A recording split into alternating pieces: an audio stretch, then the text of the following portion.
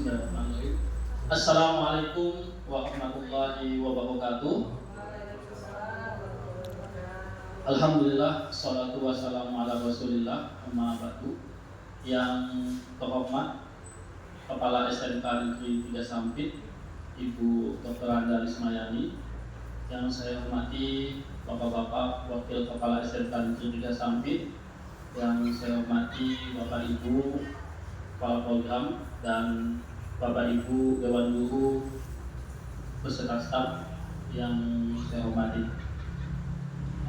Alhamdulillah, hari ini bisa kita berjumpa kembali dalam kegiatan paparan dari calon guru penggerak angkatan 10, yaitu Bapak Muhammad Lukman Hakim. Beliau pada hari ini akan menyampaikan tentang diseminasi budaya positif di sekolah. Seperti apa? Tentunya kita banyak pertanyaan yang muncul dari judul yang ada di depan. Nah, maka dari itu sebelum kita menyimak paparan dari Bapak Lukman, marilah kita buka acara pada hari ini dengan mengucap basmalah. Terus selanjutnya, sebelum kita mulai kegiatan pada hari ini, alangkah baiknya kita berdoa kepada Allah Subhanahu wa Ta'ala. Semoga kegiatan pada hari ini bisa berjalan dengan lancar. Berdoa dipersilakan.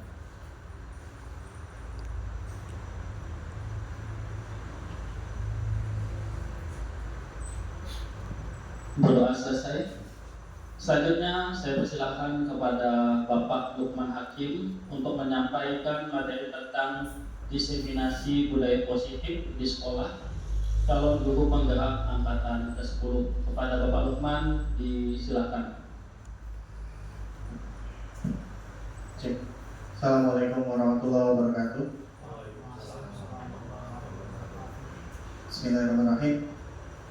Yang terhormat Ibu Kepala SMK Negeri 3 Sampit dan yang saya hormati Bapak Ibu Dewan Guru beserta staf SMK Negeri 3 Sampit. Pertama-tama saya ingin mengucapkan rasa terima kasih yang sebesar-besarnya atas kerelaan hati Bapak Ibu untuk bisa ikut berkolaborasi dengan saya di sini dengan menghadiri diseminasi saya yang judulnya adalah diseminasi budaya positif.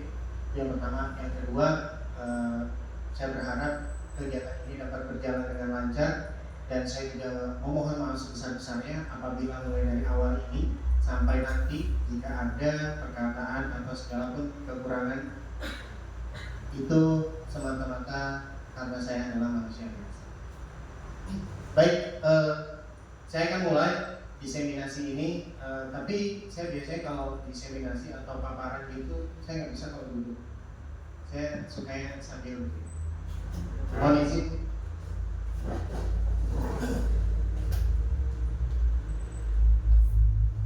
Saya di sini. Baik, kita mulai diseminasi kita yang mana judulnya adalah diseminasi budaya positif. Ini adalah buatan saya dalam rangka memenuhi tugas untuk mengajak rekan-rekan semuanya supaya kita berbudaya positif. Baik, diseminasi budaya positif ini akan kita awali dengan ajakan saya untuk berbudaya positif. Kenapa begitu? Ya karena budaya positif ini adalah nilai-nilai kebajikan yang bisa juga bersifat keyakinan-keyakinan, kemudian kebiasaan-kebiasaan di sekolah yang semuanya nanti berpihak kepada murid. Yang muaranya adalah supaya murid dapat berkembang menjadi pribadi yang kritis, penuh hormat dan bertanggung jawab. Itu adalah tujuan utama dari budaya positif ini. Lanjutnya Pak. Nah, mengapa harus budaya positif?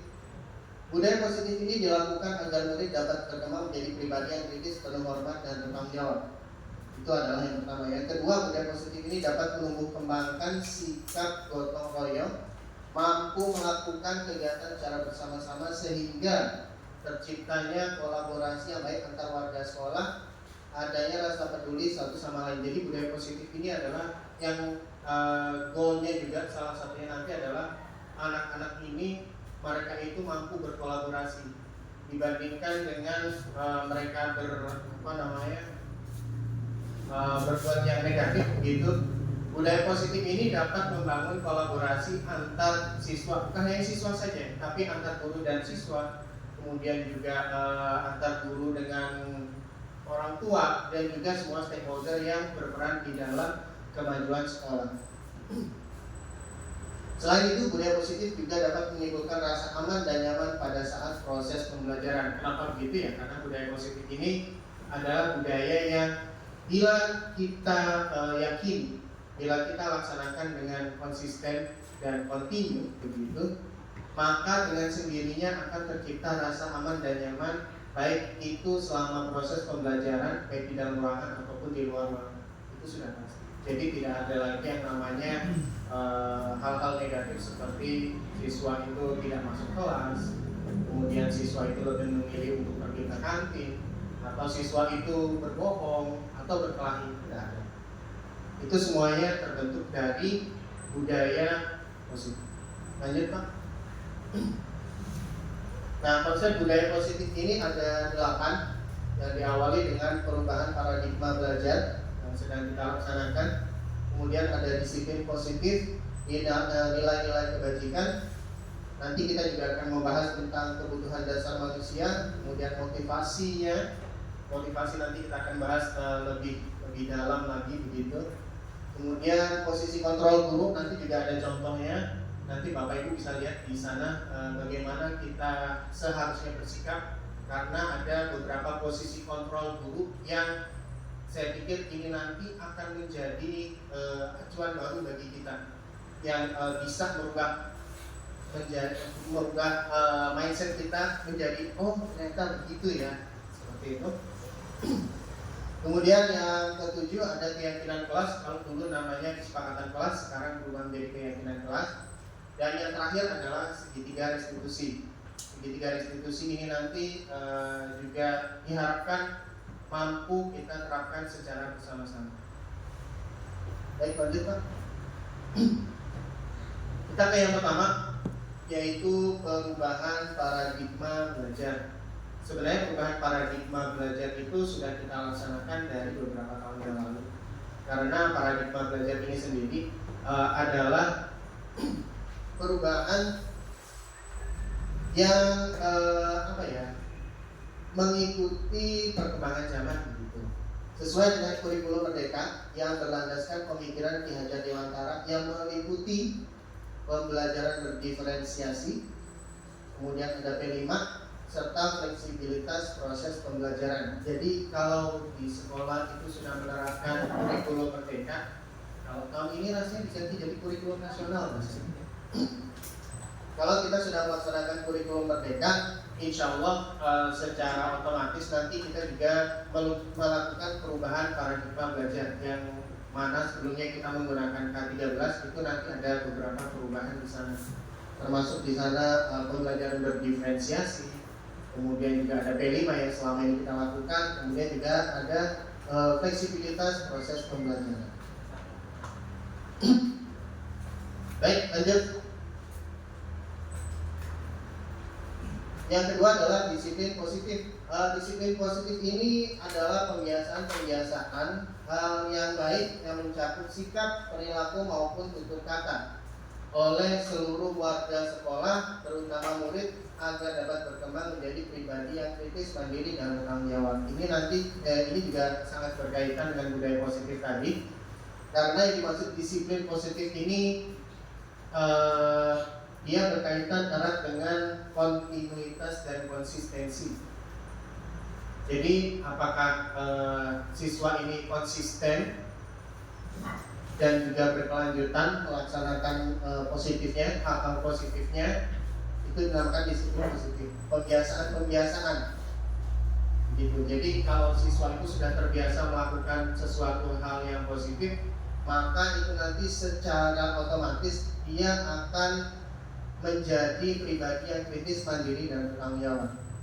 Nah, sebagai pendidik tujuan kita adalah menciptakan murid yang memiliki disiplin diri, sehingga mereka berperilaku mengacu kepada nilai-nilai kebajikan universal dan memiliki motivasi dalam diri untuk berubah lebih baik. Nah, yang paling penting kalau menurut saya adalah ini semua tentang motivasi. Semua tentang motivasi, tentang bagaimana dorongan seseorang itu untuk melakukan atau melaksanakan niatnya. Jadi biasanya kalau kita melakukan sesuatu itu biasanya ada niatnya, ada motivasinya, Alangkah baiknya kalau misal motivasi kita itu motivasi kita itu kita tularkan kepada peserta didik dengan perbuatan-perbuatan yang positif gitu.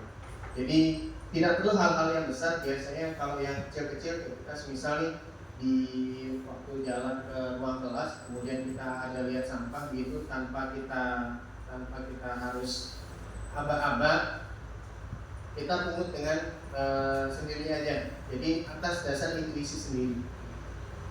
Lanjut Pak. Yang nomor 3 adalah nilai-nilai kebajikan, di mana nilai-nilai kebajikan ini adalah nilai-nilai yang disepakati bersama, yang bersifat secara universal, terlepas dari suku, bangsa, agama, bahasa maupun latar belakang. Biasanya nilai-nilai kebajikan ini adalah nilai-nilai yang kita yakini bahwa ini adalah sesuatu yang memiliki nilai baik. Misal kayak Pencuri itu tidak termasuk ke dalam nilai-nilai kebajikan. Kenapa? Karena kita semua di sini yakin bahwa mencuri itu adalah perbuatan yang tidak baik, hal yang negatif. Misal lagi seperti membuang sampah sembarangan. Sebenarnya kita yakin bahwa membuang sampah sembarangan itu adalah tidak termasuk ke dalam nilai-nilai kebajikan. Ya sama seperti mencuri tadi, bahwa perbuatan ini tidak mengandung hal-hal yang bersifat positif. Kemudian nilai-nilai kebajikan pada institusi atau organisasi dapat berbeda-beda, tapi memiliki tujuan yang sama, yaitu tujuan yang mulia. Meskipun daftar nilai-nilai kebajikan universal dapat bervariasi, ada beberapa nilai yang sering diakui sebagai universal seperti kejujuran, keadilan, belas kasihan, kesederhanaan, penghargaan terhadap kehidupan, dan banyak sekali hal-hal yang lain yang sebenarnya kita tuh sama, punya pemikiran yang sama, punya keyakinan yang sama. Itu namanya nilai-nilai kebajikan yang sifatnya itu universal. Jadi kita meyakini bahwa perbuatan ini adalah perbuatan yang baik, atau kita meyakini juga bahwa perbuatan ini adalah perbuatan yang kurang baik. Lanjut Pak. Nah, nilai-nilai kebajikan itu biasanya nanti berhubungan dengan kebutuhan dasar manusia. Kita sebagai manusia ini secara teori kita memiliki 5 dasar kebutuhan. Yang pertama adalah kebutuhan untuk bertahan hidup. Di sana meliputi makanan, pakaian, tempat tinggal, keamanan, dan kesehatan. Itu adalah kebutuhan yang nggak bisa ditolerir lagi. Kita harus. Kemudian ada kebutuhan rasa kasih sayang dan rasa diterima. Ini adalah rasa untuk diterima di dalam sebuah komunitas atau kelompok. Nah, ini nanti akan berkaitan sekali dengan pembelajaran berdiferensiasi yang nomor 2 nih. Rasa diterima. Kalau misal kita di kelas biasanya ada ya siswa yang dia itu sendirian, atau dia ini kurang ditemani. Nah, itu nanti juga akan berpengaruh kepada nilai-nilai kebajikan yang dimiliki oleh siswa. Nah, kenapa begitu? Ya karena kebutuhannya tidak terpenuhi. Misalnya di kelas dia ini orangnya pendiam, gak terlalu banyak bergaul. Kemudian dia ini kalau misalnya kita bikin kelompok, satu kelompok terdiri dari 4 orang, 4 anak, 4 siswa. Ternyata di dalam kelompok itu ada satu siswa yang kurang bergaul begitu, jadi teman-temannya enggan untuk bergabung. Biasanya ada seperti itu. Nah, siswa ini nanti pasti di dalam hatinya itu ada rasa berontak, ada rasa bahwa ada merasa dikucilkan. Nanti ketika dia berbuat sesuatu, nanti pasti ada motivasinya. Kenapa begitu? Karena dia kurang mendapatkan kebutuhan dasarnya, yaitu rasa diterima. Kalau sudah seperti itu, biasanya nanti dia punya pilihan utamanya adalah udahlah mereka juga nggak mau menerima aku kerja sendirian aja. Biasanya seperti itu. Nah itu adalah bentuk dari kebutuhan dasarnya yang tidak terpenuhi, yaitu rasa diterima. Nah itu nanti jadi tantangan kita dalam pembelajaran berdiferensiasi. Yang ketiga, penguasaan. Setiap manusia itu memang sudah terlahir dengan gridnya masing-masing. Grid itu rasa tamatnya masing-masing. Tergantung bagaimana cara kita mengontrolnya. Jadi penguasaan ini adalah rasa untuk menguasai, memiliki kontrol atas segala sesuatu, dan menjadi pemimpin dalam situasi maupun kondisi yang tertentu. Jadi biasanya kalau manusia tuh sukanya memiliki, cuma tukang parkir aja yang nggak pernah merasa memiliki. Kalau manusia tuh biasanya suka sekali memiliki. Jadi melihat punya HP, punya HP udah cukup, Melihat temannya lebih bagus, aku juga pengen lah. Jadi manusia itu selalu seperti itu, penguasaan.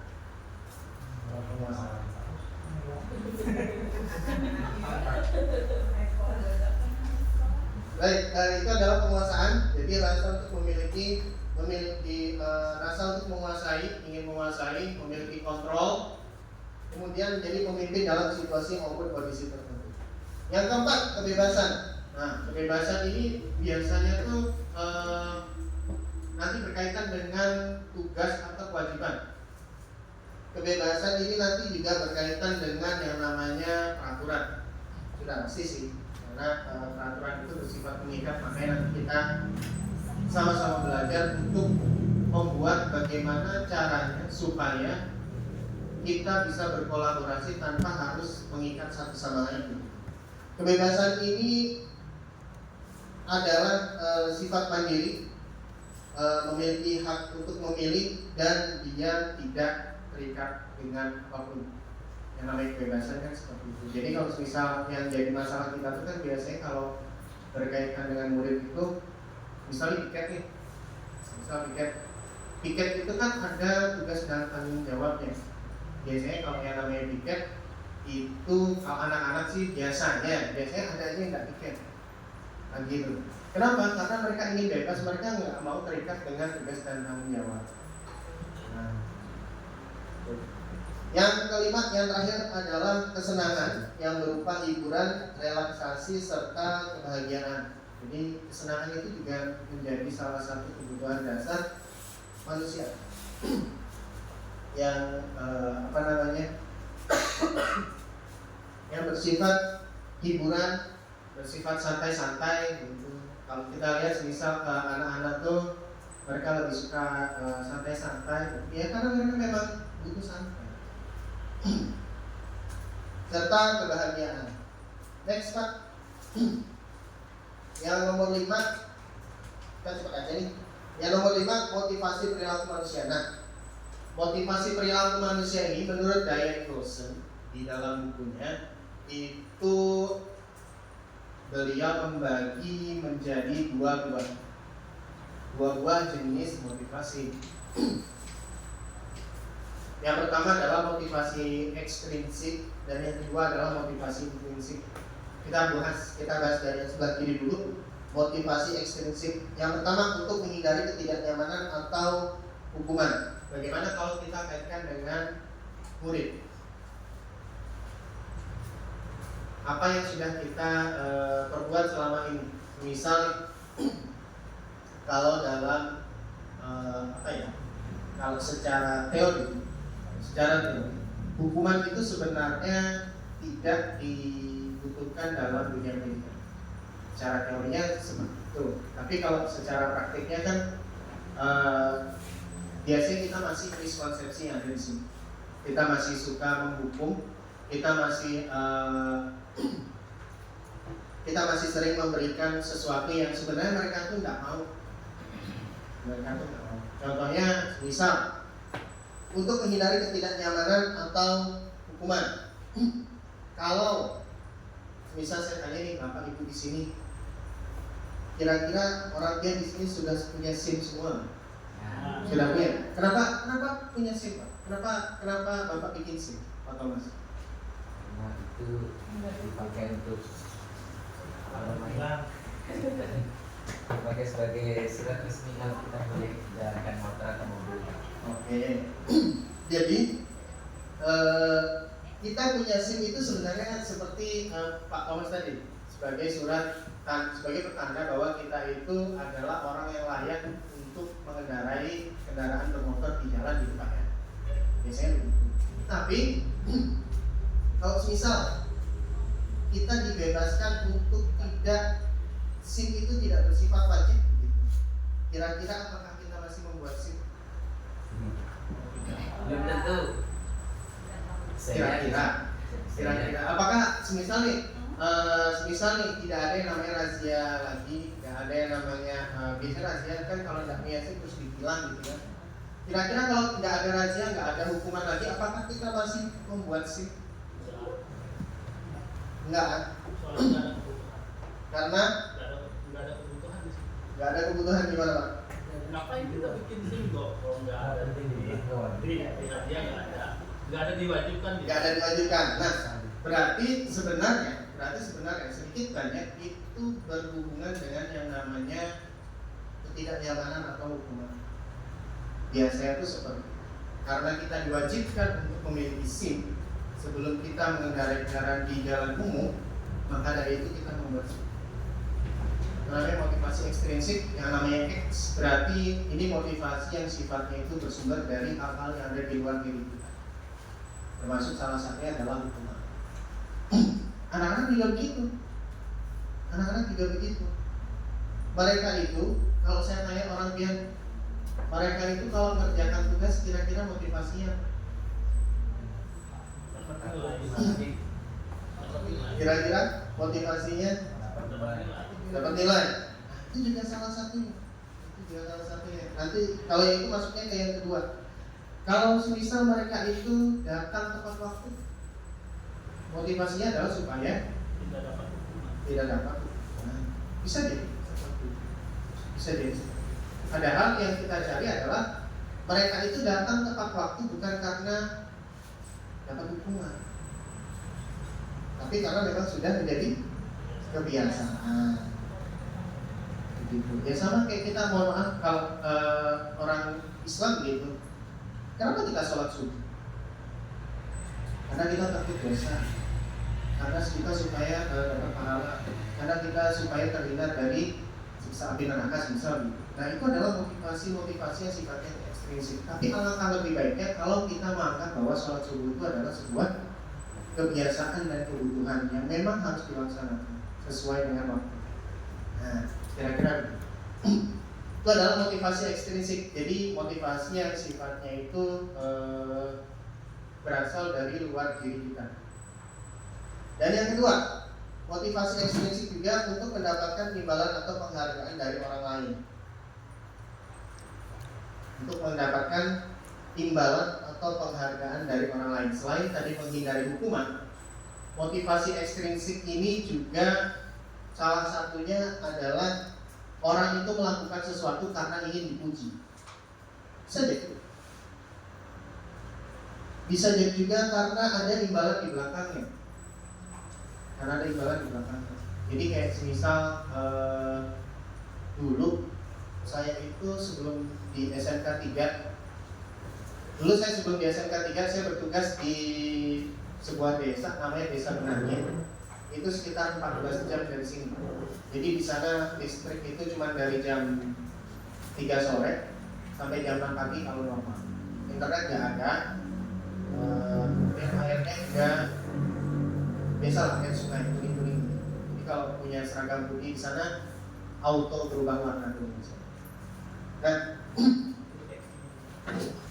kira-kira kalau orang nih, Mas Arif misal, Mas Arif nih kalau dikasih tugas, Mas Arif mau nggak kerja di sana? Tapi jadi P3K. Mau. Kenapa? Ada imbalannya. Nah, itu adalah motivasi ekstrinsik. Sama seperti saya ketika pertama kali mengajar di sana. Tujuan saya ya sama, imbalan, gaji, upah. Itu adalah motivasi ekstrinsik yang muncul karena kita melakukan sesuatu. Jadi saya mau ngajar di sana, saya mau mengabdi di sana karena saya berniat untuk bekerja. Tapi sebenarnya kita itu kalau bisa tuh bukan hanya sekedar motivasi ekstrinsik yang kita kejar. Jadi waktu itu saya kerja di sana, sudah 7 tahun di sana, dan di awal-awal itu memang yang saya gunakan adalah motivasi untuk mendapatkan imbalan. Ini mutlak saya pakai. Tapi lama-kelamaan, waktu itu ibu saya bilang, kamu motivasimu apa? Mau kerja di sana? Kamu loh jauh dari orang tua. Kamu loh udah terbiasa tinggal di kota. Kamu loh kalau di kota bisa sambil jualan ini. Apalagi sekarang istrimu itu sama anakmu itu kamu bawa ke sana. Gak kasihan kamu sama anakmu sama istri. Saya bilang waktu itu, saya ke sana ya karena anak sama istri saya. Karena saya ingin dapat gaji, saya ingin dapat imbalan. Lalu waktu itu ibu saya bilang, kamu kalau motivasimu seperti itu, kamu salah besar. Jadi jangan yang dikejar adalah motivasi yang bersifat ekstrinsik. Jangan kamu kejar gajimu. Gajimu itu lengket sama kerjaanmu. Kalau kamu cuma ngejar itunya kok, yang kamu dapat itunya aja. Jadi mulai sekarang rubah motivasimu.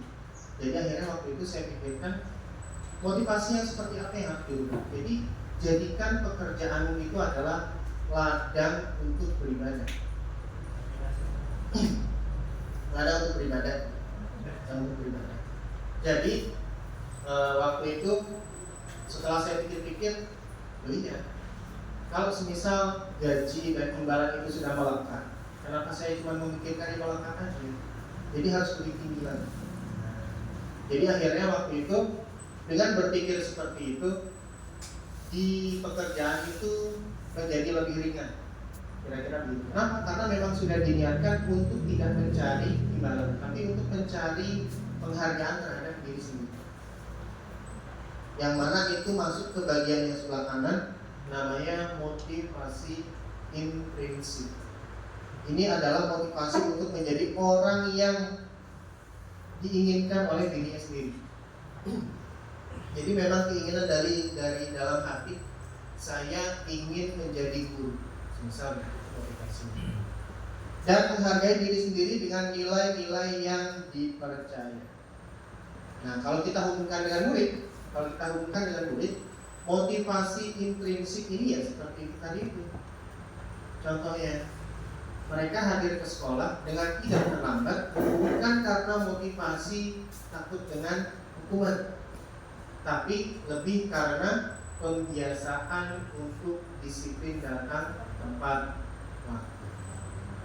Kira-kira kalau ya semisal antara takut hukuman dengan pembiasaan, kira-kira lebih bagus mana? Tentu lebih bagus ya pembiasaan. Nah inilah yang diharapkan bisa kita bangun melalui budaya-budaya positif yang kita laksanakan di sekolah. Jadi motivasi intrinsik ini yang diharapkan bisa kita tumbuhkan di dalam diri setiap murid, agar mereka itu melakukan sesuatu itu tuh tanpa pamrih atau tanpa takut dengan hukuman, tanpa harus takut dengan hukuman. Jadi kayak misal membuang sampah di tempatnya, itu tuh tanpa mereka sadari itu, saya memang harus buang sampahnya nggak boleh sembarangan. Tempatnya di sini, kenapa? Supaya lingkungan saya bersih, supaya saya merasa nyaman untuk belajar. Etika juga begitu. Saya harus datang lebih pagi.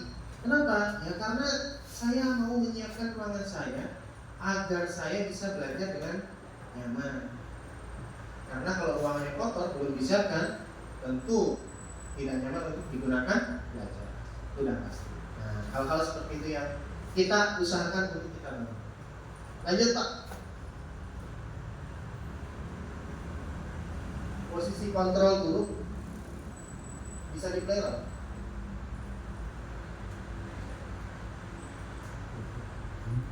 Ada koneksi internetnya kan?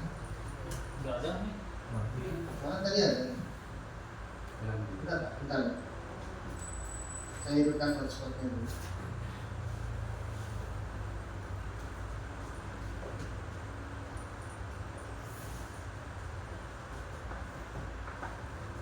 Yang bawahnya itu.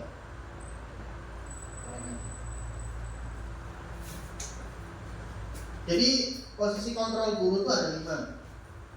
Seperti balonku. Ada 5. Bisa di refresh Pak.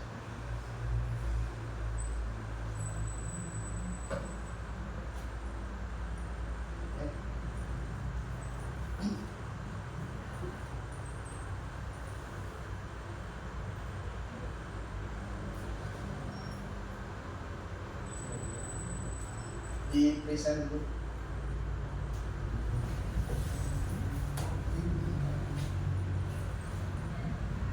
Yang atas.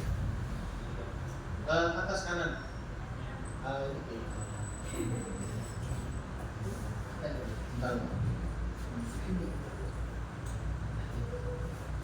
Mana? Kursornya ini mana? Kursornya di mana?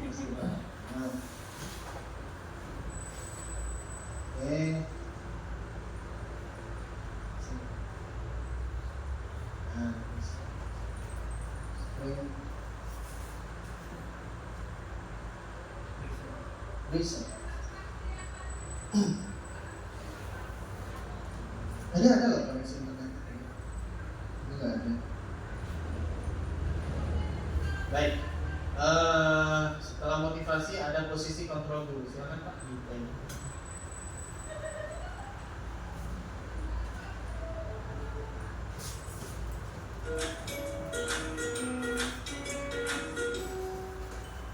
Salam bahagia Ibu dan Bapak Guru hebat. Dalam penerapan disiplin positif restitusi, salah satu program yang dikembangkan adalah 5 posisi kontrol. 5 posisi kontrol dalam restitusi adalah proses perjalanan seorang pendidik agar dapat mengenali dirinya. Pada video kali ini, kita akan membahas tentang 5 posisi kontrol yang dikembangkan oleh Diane Gossen dan contoh penerapannya.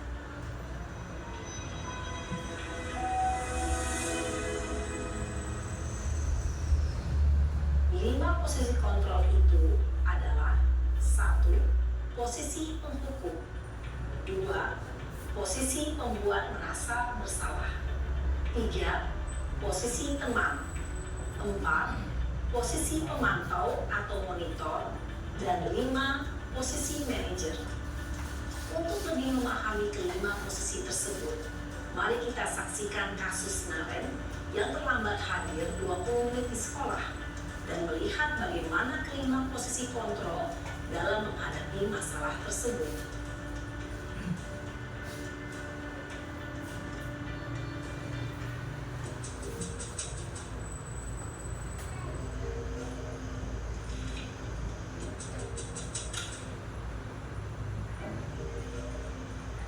Naren!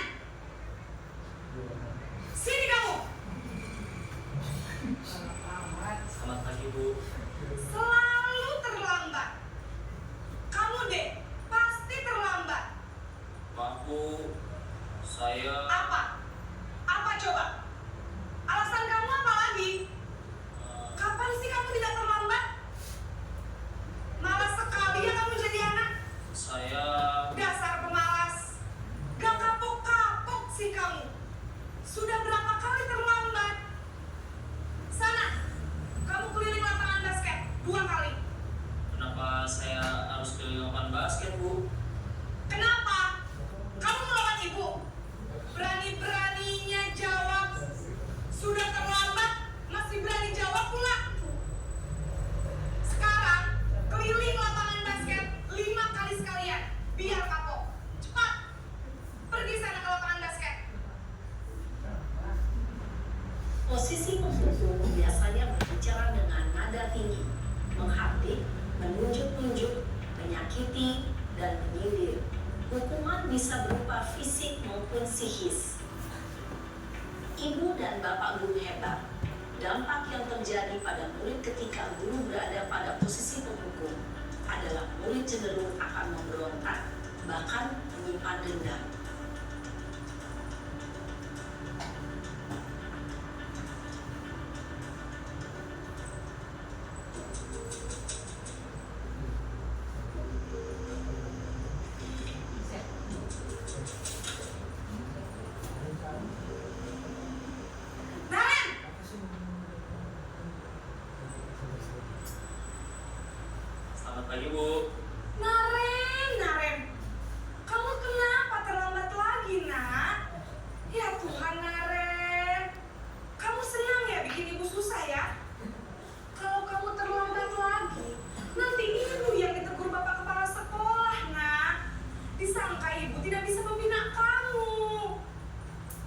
Aduh, gimana ini? Maaf Bu. Duh, Gusti Naren. Kamu suka ya kalau ibu ditegur bapak kepala sekolah? Terus, sekarang ibu harus tulis apa ini di buku absen? Ini kamu sudah sering terlambat loh. Ibu harus apa coba? Maaf Bu. Maaf sekali. Ya sudah, lain kali jangan bikin ibu susah lagi ya nak ya. Ibu tidak akan kuat lagi kalau kamu begini terus. Bisa jantungan kalau ibu tegur bapak kepala sekolah. Sana cepat kelas. Maaf ya Bu. Maaf sekali. Posisi pembuat rasa bersalah berbicara dengan nada tenang, cenderung lembut. Namun kata-kata yang diutarakan membuat murid merasa menjadi orang yang gagal. Memandang buruk dirinya sendiri, merasa tidak berharga, dan tidak sanggup membahagiakan orang lain. Ketika guru mengambil posisi pembuat rasa bersalah, murid akan menganggap dirinya yang bersalah dan ia akan menyimpan emosi negatif tersebut di dalam dirinya.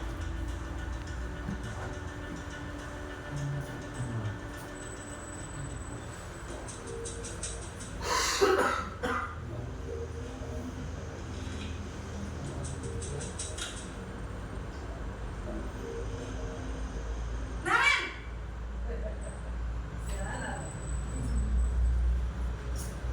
Selamat pagi Bu. Wah, sudah jam berapa ini nak? Terlambat lagi ya sayang. Iya Bu. Habis ibu saya membangunkan saya Bu. Kamu malah menyalahkan ibu kamu. Kamu bukannya anak yang larinya paling kencang. Kok terlambat sih? Iya Bu. Saya memang terlambat bangun tadi. Jadi biarpun saya lari kencang, tetap gak kekejar Bu. Ya sudah sana. Nanti lain kali larinya lebih kencang lagi ya. Biar gak terlambat lagi. Bikin seneng ibu. Demi ibu. Bisa kan? Bisa Bu. Ya sudah sana masuk kelas. Ibu beresin urusan absen kamu. Kamu ini ada-ada saja. Dalam posisi teman, guru berbicara dengan nada suara ramah, akrab, cenderung bersenda gurau untuk menjaga suasana tetap santai. Murid akan merasa senang, aman, dan akrab dengan guru. Identitas yang tercipta adalah identitas sukses atau berhasil. Namun, perlu diingat, karena ini masih dorongan eksternal, maka ada faktor ketergantungan dari murid kepada orang tertentu. Di sini, guru absennya, sehingga di lain waktu, murid bisa berperilaku baik, namun hanya kepada orang-orang tertentu saja.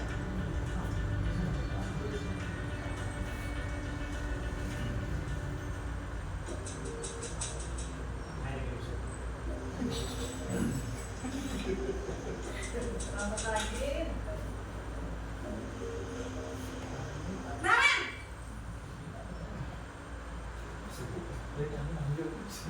Selamat pagi Bu. Naren, apa peraturan sekolah kita tentang jam berapa kita harus masuk sekolah, nak? Kita harus di sekolah jam 7 Bu.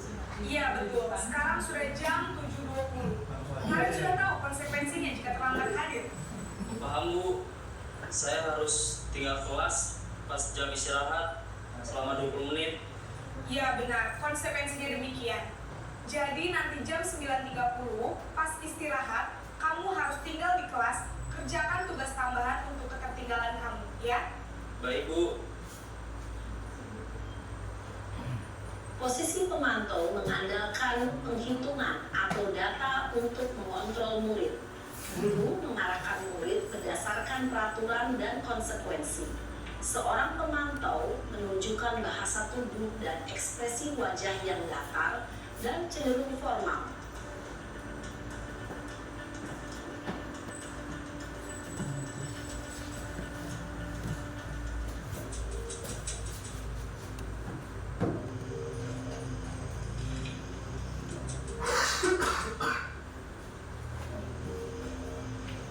Naren!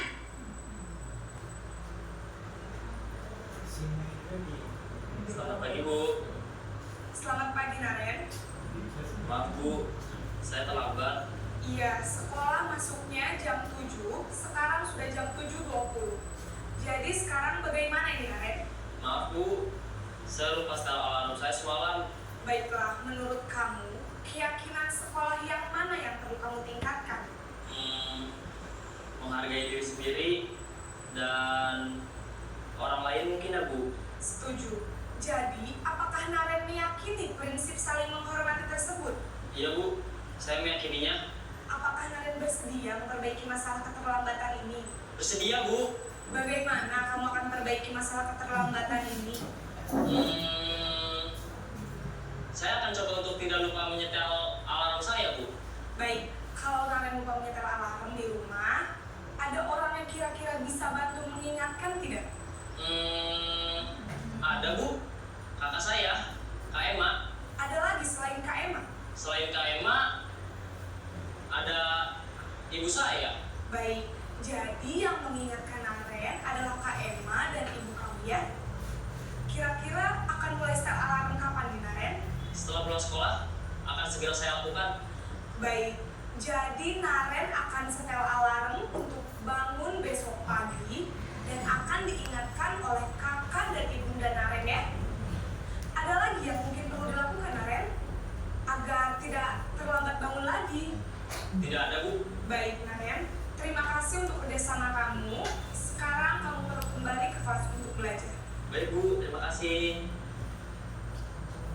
Posisi manajer adalah posisi kontrol yang disarankan untuk membimbing murid memiliki sikap disiplin yang positif, yaitu murid yang mandiri, bertanggung jawab, dan dapat memecahkan masalah.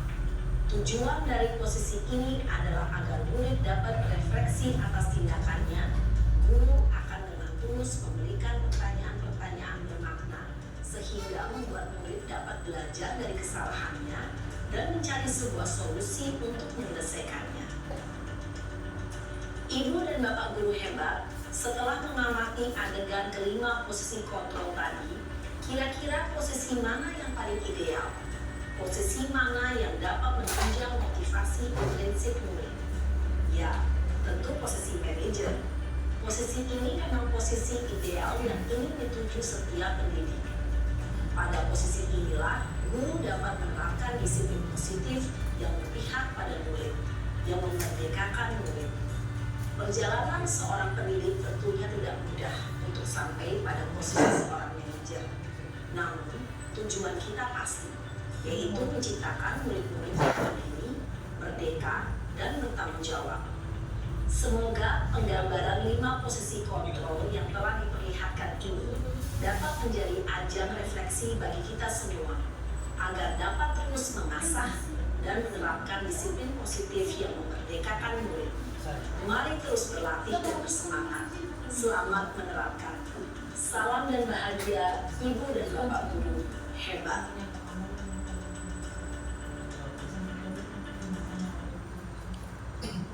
Baik. Kira-kira dari 5 posisi kontrol tersebut, Bapak Ibu pernah menerapkan yang mana? Apakah yang paling atas posisi sebagai penghukum? Sering. Atau yang kedua sebagai pembuat merasa bersalah? Ya itu paling sering. Paling sering. Atau yang ketiga sebagai teman?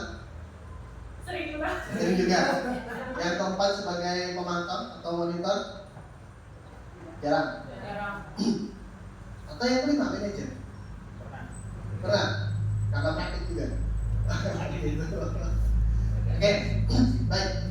Kalau kita refleksikan dengan diri kita sendiri, Bapak Ibu bisa lihat, bisa bandingkan dengan adegan yang di sana tadi. Bapak Ibu ada di posisi mana? Apakah Bapak Ibu lebih sering pada posisi nomor 1, 2, 3, 4, atau 5? Kalau Bapak Ibu masih berada di posisi yang pertama atau yang kedua, itu akan menciptakan identitas gagal namanya. Identitas tidak berhasil namanya. Biasanya seperti itu. Saya jadi teringat dengan kasus yang di Palangkaraya kemarin. Ada baca kan orang dia? Kasus yang siswa pesantren itu dengan sengaja menghilangkan nyawa gurunya karena diberikan hukuman. Padahal hukuman itu sudah berlangsung lama, sudah sekitar 6 bulan atau berapa bulan yang lalu, sudah lama sebenarnya. Tapi karena guru ini berposisi sebagai yang nomor satu, sebagai penghukum, jadi akhirnya lambat laun anak memiliki sifat pendendam yang akhirnya akan meletus pada momen-momen tertentu. Jadi dia ini sudah lama punya rasa dendam, kemudian dia kena hukum lagi, dan akhirnya dia memutuskan untuk menghilangkan nyawa gurunya. Nah, kalau orang pian masih berada di posisi nomor 1 atau nomor 2, sekarang kita coba beralih ke nomor 3, 4, atau 5 untuk menciptakan identitas sukses pada murid kita. Kira-kira seperti itu.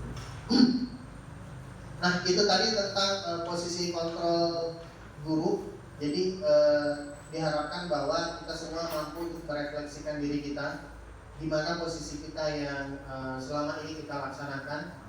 Kalau misal ditanya, Pak, boleh nggak? Kalau misal kita itu untuk menghadapi siswa yang ini kita berposisi sebagai teman, boleh nggak, Pak? Nanti kalau misal menghadapi dengan situasi yang lain lagi, memungkinkan untuk dilakukan restitusi, maka kita berpindah posisi menjadi manajer, boleh. Boleh. Jadi tidak tidak melulu harus manajer terus begitu. Sebenarnya tidak begitu. Asal yang nomor 1 sama nomor 2 aja lah. Kira-kira begitu. Situasional. Oke. Baik, kita pindah ke nomor 7, keyakinan kelas. Keyakinan kelas ini kalau dulu namanya kesepakatan kelas, yang biasanya kita buat bersama peserta didik. Jadi sekarang namanya keyakinan kelas. Keyakinan kelas merupakan sesuatu yang dapat diterapkan di lingkungan kelas tersebut. Jadi sebenarnya sama aja, cuma penyebutannya beda. Pembuatan keyakinan ini melibatkan semua warga kelas melalui kegiatan curah pendapat. Keyakinan kelas ditinjau kembali dari waktu ke waktu. Jadi kalau misal orang pihak wali kelas bikin kesepakatan kelas atau keyakinan kelas, itu sebaiknya ditinjau lagi dari waktu ke waktu menyesuaikan dengan kebutuhan peserta didiknya. Kira-kira begitu. Jadi bisa ditambah, bisa dikurang, bisa diganti. Kira-kira begitu. Ciri-cirinya yang pertama bersifat lebih abstrak daripada peraturan yang lebih rinci dan konkret. Jadi kalau semisal kita bandingkan antara keyakinan kelas dan peraturan itu, keduanya memiliki kemiripan, cuman bahasanya beda. Dan kalau keyakinan ini tidak berdasarkan konsekuensi, bukan berdasarkan konsekuensi, tapi biasanya kalau peraturan itu ada akibatnya. Tapi kalau keyakinan kelas ini namanya nanti jadi konsekuensi yang semuanya disepakati. Jadi bedanya antara keyakinan kelas dan hukuman, keyakinan kelas dan peraturan biasanya yang paling kelihatan adalah kalau keyakinan kelas dibuat secara bersama-sama antara guru dan murid, sama-sama setuju, sama-sama win-win solution. Tapi kalau peraturan biasanya dibuat sepihak, biasanya bikin guru, bukan sesuai. Jadi dibuat sepihak tanpa ada persetujuan dari pihak yang lain. Kira-kira begitu. Yang pertama bersifat lebih abstrak daripada peraturan. Yang kedua, keyakinan kelas berupa pernyataan-pernyataan universal yang dibuat dalam bentuk kalimat positif. Jadi kalau kalimat positif itu dalam bahasa Indonesia tidak ada kata tidak atau jangan. Jadi ubah. Misal dilarang membuang sampah sembarangan, itu kalimat negatif namanya. Tapi kita ubah kalimat itu menjadi positif, menjadi menjaga kebersihan kelas bersama-sama. Kira-kira begitu. Itu namanya kita ubah menjadi kalimat positif. Keyakinan kelas tidak dibuat dalam jumlah banyak sehingga mudah diingat dan dipahami oleh semua warga kelas. Jadi kalau misalnya kita bikin keyakinan kelas itu, tidak usah banyak-banyak. Poin-poin garis besarnya aja apa yang disepakati. Kalau ini anggaplah kita punya 3 atau 4 poin. Kita punya 4 poin yang memang sudah sepakati. Ini kita lihat dulu continue atau tidak, komitmen atau tidak. Kalau sudah komitmen, sudah menjadi kebiasaan, baru kita tambah. Karena kalau kebiasaan, kalau keyakinan pasti buahnya begitu, pasti lupa dan akhirnya tidak komitmen. Keyakinan kelas merupakan sesuatu yang dapat diterapkan di lingkungan kelas tersebut. Jadi kalau misalnya tidak bisa diterapkan, ya jangan disetujui. Membuat keyakinan melibatkan semua warga kelas melalui kegiatan curah pendapat, dan keyakinan kelas ditinjau kembali dari waktu ke waktu. Nah, kira-kira kalau misal keyakinan kelas ini kita buat, itu memang harus berdasarkan apa yang menjadi usulan murid kita. Mereka mampunya apa, kita sama-sama setuju. Ibarat orang jualan HP itu nego. Kamu nego berapa, saya maunya berapa, nanti kita ketemu di tengah. Kira-kira begitu. Baik, lanjut Pak ke bagian terakhir. Bukan, belum terakhir. Bagaimana caranya? Yang pertama adalah cara merumuskan keyakinan kelas. Yang pertama, siswa menulis keyakinan yang mereka inginkan. Jadi nanti kalau orang yang masuk ke kelas, nanti minta siswanya untuk menuliskan apa yang pengen disepakati. Guru dapat mengajak siswa untuk menuliskan keyakinan atau pertanyaan universal yang mereka inginkan selama proses pembelajaran 1 semester ke depan. Apakah harus 1 semester? Tidak juga. Karena ditinjau dari waktu ke waktu. Kalau memang dibutuhkan untuk dirubah, ya dirubah. Yang kedua, guru dan siswa mengulas keyakinan kelas dan keyakinan yang telah tertulis. Jadi setelah tadi kan siswa banyak 36 semuanya bikin dan diambillah 10 besar. Setelah 10 besar diambil, keyakinannya kemudian direview. Kira-kira mana yang semuanya sepakat. Tidak usah banyak. Kemudian guru dan siswa memilah keyakinan kelas yang penting. Nah, itu tadi. Setelah dikumpulkan itu tadi direview, kemudian dipilah lagi untuk menghasilkan keyakinan kelas yang semuanya disetujui. Baru nanti setelah semuanya disetujui, misalnya ada 4 poin yang disetujui, baru nanti mengubah keyakinan kelas itu menjadi kalimat positif kalau misal yang tadi belum kalimat positif. Misal salah satu yang disetujui adalah tidak terlambat masuk ke kelas, misal begitu. Kata tidak itu nanti kita ubah menjadi datang tepat waktu dalam belajar, misal begitu. Kemudian yang terakhir adalah mengecek dan menyepakati keyakinan kelas. Setelah semuanya berada dalam kalimat positif, dibacakan ulang, kemudian sama-sama disepakati dan dilaksanakan secara kontinu dan juga konsisten. Namanya keyakinan kelas. Lanjut Pak. Bagian terakhir adalah segitiga restitusi. Jadi yang namanya segitiga ada 3 sisi, berarti ada 3 proses di sana. Proses yang pertama adalah segitiga restitusi ini apa sih? Adalah proses menciptakan kondisi bagi murid untuk memperbaiki kesalahannya sehingga karakter mereka lebih kuat ketika kembali pada kelompoknya. Jadi kalau orang yang tadi, kalau kita tadi sama-sama nonton posisi kontrol guru, maka restitusi ini ada di bagian paling terakhir yang sebagai manajer. Segitiga restitusi ini dimulai dari menstabilkan identitas.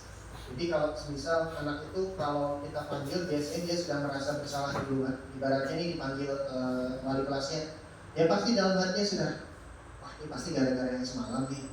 Biasanya itu seperti itu. Nah, dengan dia membawa perasaan itu, dia nanti ketika masuk, ketika ditemui, dia akan merasa tidak stabil emosinya.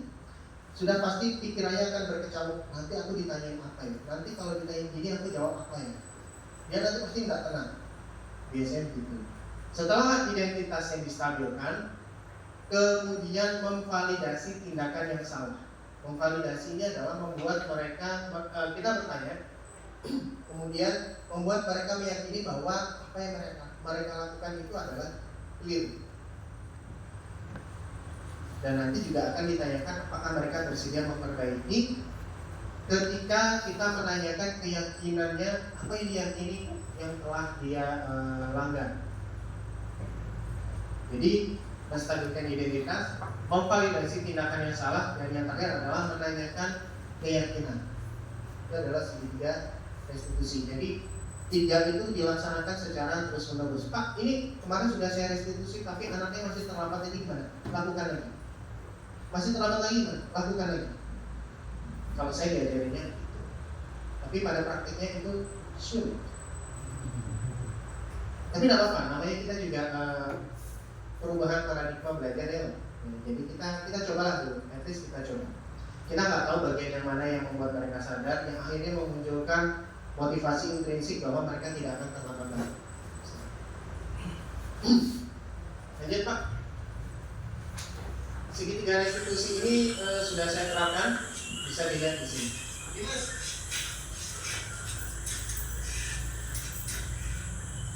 Dimas, saya kemarin dapat laporan dari Pak Yusuf. Katanya kamu tidak masuk ke kelas Pak Yusuf kemarin. Apa itu benar?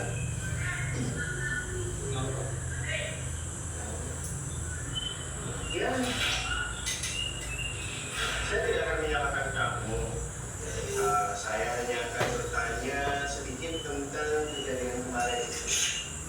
Oh iya, saya dulu juga pernah loh kayak kamu. Saya dulu juga pernah waktu itu saya nggak sengaja bolos sih. Waktu itu saya nggak masuk kelas karena kasih kan main di luar. Kenapa Pak? Iya, waktu itu saya masih kelas 3 SD. Jadi waktu itu saya nggak masuk kelas karena keasikan main di luar sama teman-teman. Jadi akhirnya kami terlambat masuk kelas. Nah, kalau waktu itu saya terlambat masuk kelas karena keasikan main, kira-kira Dimas ini kenapa ya kemarin kok nggak masuk kelas? Pak, kemarin saya lapar, terus saya berkaki Pak. Oh, berarti kamu nggak sempat sarapan? Oh, gitu. Ya memang salah satu kebutuhan manusia itu memang apa ya, untuk sebelum belajar kita memang harus makan dulu, harus sarapan dulu. Itu memang harus. Ya, tapi bukan berarti juga kalau semisal kita sudah jamnya masuk, kamu malah ke kantor. Kira-kira Dimas, apakah kamu meyakini kalau semisal perbuatan kamu itu salah dengan tidak masuk kelas dan lebih memilih sarapan? Ya Pak. Kalau begitu Dimas, kira-kira apa yang akan kamu lakukan untuk mengatasi situasi ini? Bagaimana kalau saya minta maaf pada Yusuf dan meminta kebersamaan pada beliau? Itu bagus. Saya setuju dengan ide kamu kalau semisal kamu mau meminta maaf kepada beliau karena kemarin kamu sudah tidak masuk, kemudian berkata jujur dan kemudian meminta tugas kepada Pak Yusuf. Dan saya segera berbicara ke Yusuf sekarang Pak. Oke, kalau begitu segera kamu lakukan ya. Mudah-mudahan ini jadi pembelajaran untuk kita dan kita tidak melakukan kesalahan di kemudian hari. Ya, oke. Terima kasih. Oke, bagaimana? Kira-kira setelah itu adalah penyerapan restitusinya. Apakah kamu setuju apabila semua guru melakukan Di pos dulu. Nah, kira-kira itu adalah penerapan restitusi yang coba saya terapkan kemarin, dan mudah-mudahan saya juga tertarik sebenarnya dengan cara seperti ini kan baru sih buat saya, sebenarnya baru buat saya. Jadi secara teori itu sebenarnya kita udah tahu bahwa harusnya itu kita nggak keras sama anak juga gitu. Tapi kadang tuh karena kita nggak tahu bahwa ini sebenarnya ada langkahnya lagi, ada step yang harus dilalui lagi gitu. Kalau kita melihat dari 5 posisi kontrol itu tadi, saya yakin kita semua sudah setuju. Kita semua setuju bahwa yang kelima itu adalah yang paling baik di antara yang lain. Di antara 5 posisi kontrol itu manajer itu yang pasti yang paling baik karena akan menghasilkan peserta didik atau murid yang mereka itu nanti diharapkan untuk sadar dari dalam dirinya sendiri. Nah, ini juga yang nanti ingin saya terapkan di sini. Kalau misal memang ada kesempatan dan memungkinkan untuk dilakukan restitusi, kira-kira seperti itu. Nah, saya juga ada bertanya kepada siswa ini. Saya juga ada melihat ke Dimas ini tentang bagaimana perasaan Dimas ini setelah dilakukan restitusi. Saya tidak memberikan settingan apa-apa. Saya tidak memberikan clue apa-apa. Saya hanya murni bertanya tentang apa yang sudah saya terapkan. Jadi ini murni pendapat Dimas. Saya tidak ikut campur. Silakan Pak, lanjut Pak. Apakah kamu setuju apabila semua guru melakukan restitusi dalam menghadapi setiap permasalahan? Bagaimana perasaan kamu apabila seluruh guru menerapkan restitusi tanpa langsung menghakimi dan menyalahkan?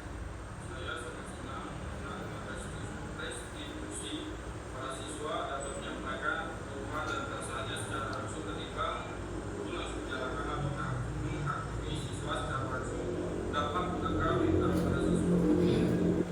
Yang ketiga, apa perbedaan yang mungkin kamu rasakan ketika guru melakukan restitusi dibandingkan dengan langsung menyalahkan dan memberi hukuman?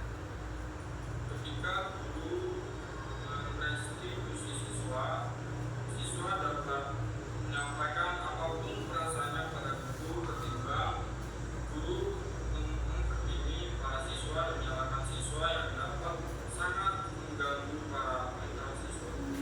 Oke, terima kasih. Oke, jadi kemarin itu sebenarnya saya restitusi itu ke 2 orang, misalnya Muslimah. Apakah kamu setuju Yang Muslimah sebenarnya lebih bagus lagi refleksinya dari yang Dimas, cuman karena saya nampilkannya 1 set dan nanti kalau dua-duanya agak kebanyakan. Jadi mereka berdua pada intinya adalah mereka baru tahu juga bahwa ternyata yang namanya restitusi, saya cuma kasih tahu restitusi itu apa Pak? Restitusi itu yang saya lakukan kemarin. Kemarin kan kamu ceritanya begini, diselesaikan dengan cara begini. Oh itu apa? Ya, itu namanya restitusi. Nah kemudian baru saya kasih pertanyaan-pertanyaannya. Jadi itu adalah memang jawaban yang muncul dari diri siswa.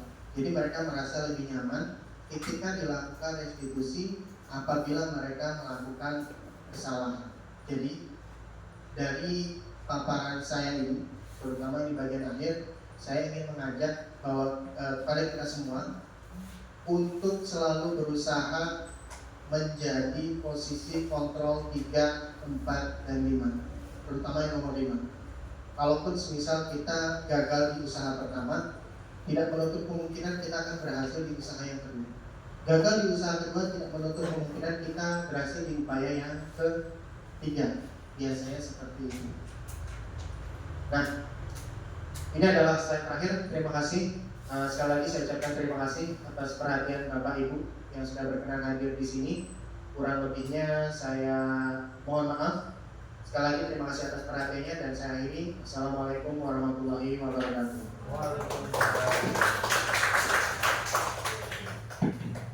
Baik, beri tepuk tangan sekali lagi untuk Pak Lukman. Baik, kita sudah mendengarkan bersama apa yang sudah disampaikan oleh Pak Lukman yang berkaitan dengan budaya positif di sekolah. Ada 5 poin yang memang kita tekankan pada pertemuan hari ini, yaitu posisi kontrol kita sebagai guru. Yang pertama, posisi menghukum. Yang kedua, posisi pembuat merasa bersalah. Yang ketiga, posisi sebagai teman. Yang keempat, posisi pemantau atau monitor. Dan yang kelima, posisi manajer. Nah, mungkin dari Bapak Ibu ada yang ingin bertanya kepada Pak Lukman yang berkaitan dengan paparannya tadi, atau berbagi pengalaman gitu. Silakan Bapak Ibu yang ingin bertanya, saya beri kesempatan.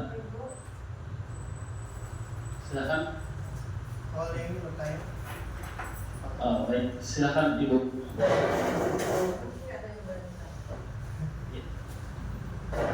Langsung aja, kebenaran aja.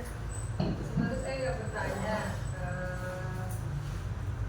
apa namanya, ini sangat bagus ya, mengenai disiplin positif. Nah, karena kemarin kita waktu pertemuan di provinsi ya, Pak Haris itu agak marah. Kenapa? Karena Kalimantan Tengah ini indeksnya tertinggi korupsi.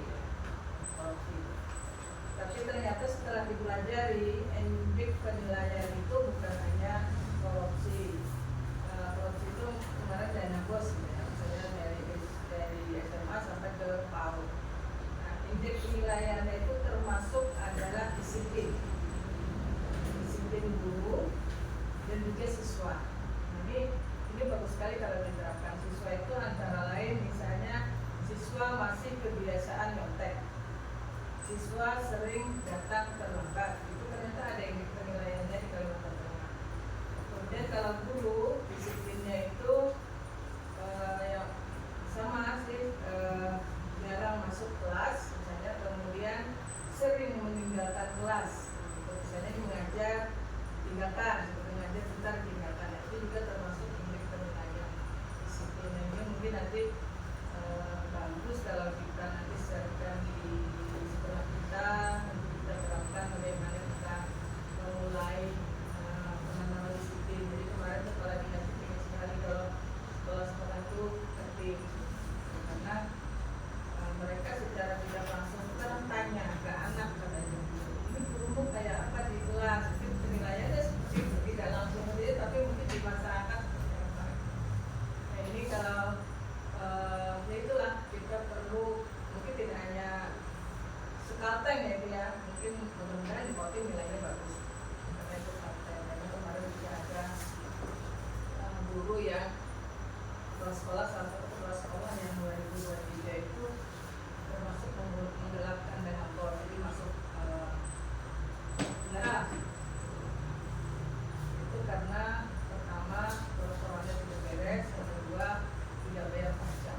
Jadi pajak itu yang pajak yang kita belanja pajak itu, nah itu kan termasuk disiplin, juga disiplin dengan aturan. Mungkin ini saya terima kasih yang baik, ini wawasan baru buat kita bagaimana mengelola anak. Kadang kita juga benar, termasuk saya kalau menjadi guru terlambat, ayo keliling dulu lapangan, ayo berdiri dulu di tiang bendera gitu. Jadi jarang, atau ayo pungut sampah itu masih penting kalau pungut sampah. Jadi kita kadang tidak tanya kenapa sih mereka terlambat, apa alasannya. Kita tidak memberi solusi, tahunya kita marah. Tapi yang kalau saya marah itu karena kadang saya bukan jam pagi, tapi karena saya jam siang kita ngajar setengah jam baru dia datang. Jadi itu ya, dulu saya pernah melakukan lari dulu, saya lihatin sudah belum, baru 1 putaran, masih bisa 2 lagi. Tapi itu juga pengalaman buruk, mungkin buat anak dulu kan hukum saya. Mungkin juga itu benar dari siswa itu bisa dendam gitu ya. Saya sebagai siswa saya masih ingat bagaimana guru saya dulu melanjutkan karya saya seperti ya. Maaf ya, guru bahasa Inggris dulu membuat dan TK. Jadi disuruhlah tugas saya itu, kami serahkan menerjemahkan satu cerita selembar saja. Jadi yang namanya kita nggak bisa bahasa Inggris, ada kamus sambung terus gitu kan, ya artinya apa, sampai malam-malam itu sambung perkataan. Jadi kan namanya siswa kita sudah kelas 2 itu logika kita jamin bahasanya kok nggak bagus gitu kan. Jadi karena saya punya nalar gitu kan, saya sempurnakan lagi di bahasa Indonesia. Ternyata ini ceritanya tentang perangko berjalan. Jadi saya kata judulnya itu perangko berjalan gitu. Pas saya serahkan, saya pertama tuh ini tugas saya selesai. Apanya ini?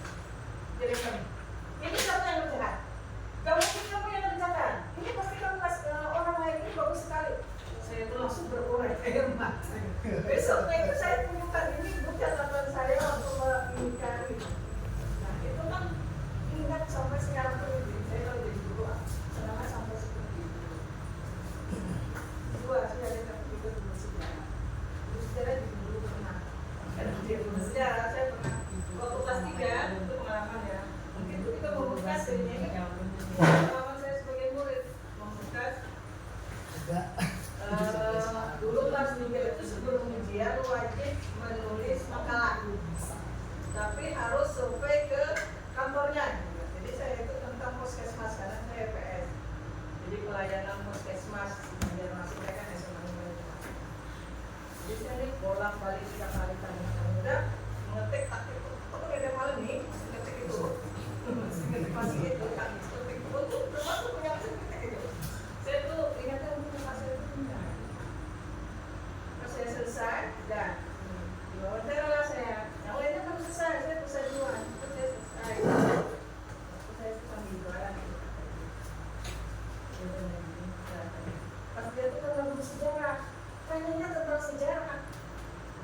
tidak mau muat sejarah itu gitu.